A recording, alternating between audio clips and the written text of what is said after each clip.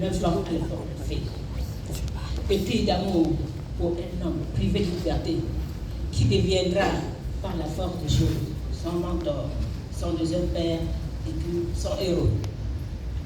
Je me dois d'emblée de vous dire que ce jeune homme a causé plus longtemps avec son mentor que moi, sa petite sœur, dont les circonstances de la recherche de la famille de son deuxième père fut me découvrir au bout d'un coup de fil depuis décembre 2022 et surtout sa fille biologique, Jacques Fossi Nicodème.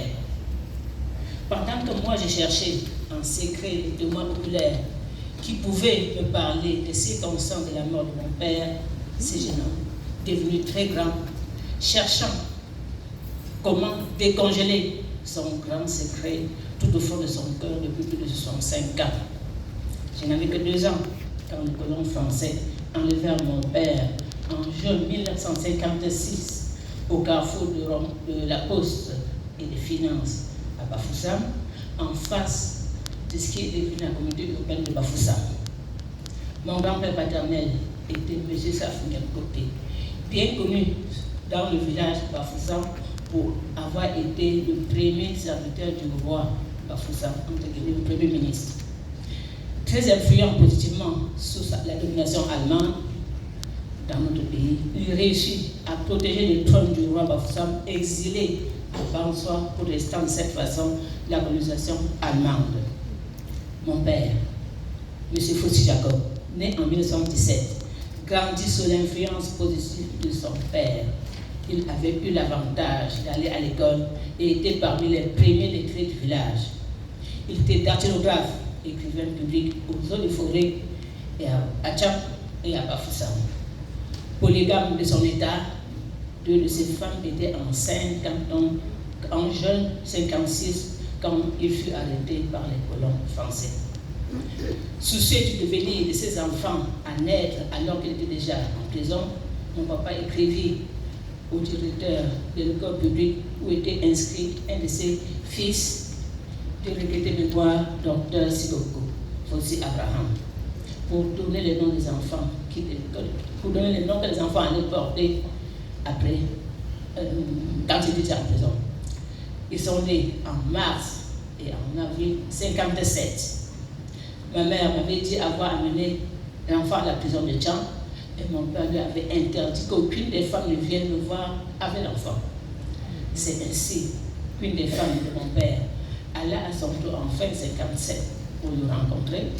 On lui fait croire que son mari était transféré dans une autre prison. C'est le langage donc donné aux familles des prisonniers qui étaient déjà tués. Hier, il avait un patriotisme qui n'avait pas de nom, sans frontières entre les enfants d'un même pays, tous unis pour la même cause, le patriotisme. Il n'avait pas de calcul égoïstement personnel, il avait quel intérêt commun pour tout un peuple dans l'amour, la fraternité et l'harmonie sociétale. Il n'y avait pas de barrière autour des maisons, car la solidarité était vraie, la fraternité, l'humanisation dans le partage et le respect de l'autre à travers soi était vrai. Malheureusement, l'ennemi commun avait compris et vu, il s'était montré plus fort et brutal que le peuple, enfermé dans la peur des représailles pour avoir droit à la vie pour quelques jours. Car la règle d'or était de mise, diviser pour mieux régner. Ça marchait hier et ça malheureusement marchait encore aujourd'hui pour certaines personnes. Si j'avais un conseil à donner aux plus jeunes que moi, je leur conseillerais de chercher à connaître l'histoire de leur vie, la vraie histoire du pays, cachée par nos bourreaux, prédateurs, maîtres penseurs et même nos inventeurs.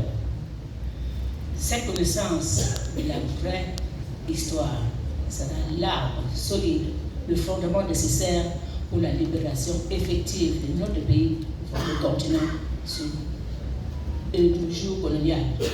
De cette façon, il y a eu beaucoup de professeurs britanniques dans le pays pour la participation à la réécriture de notre vraie histoire commune, pour le bonheur de nos descendants dans le pays, le continent, où il n'y aurait que le partage fraternel.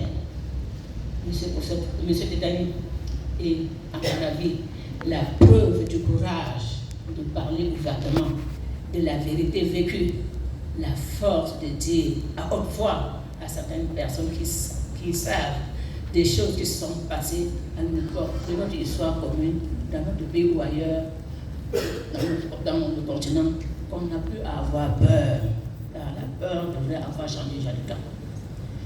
Il est pour moi le médecin par excellence, le pansement d'une plaie inguérissable de l'intérieur, car invisible à l'œil humain. Alors devant vous tous,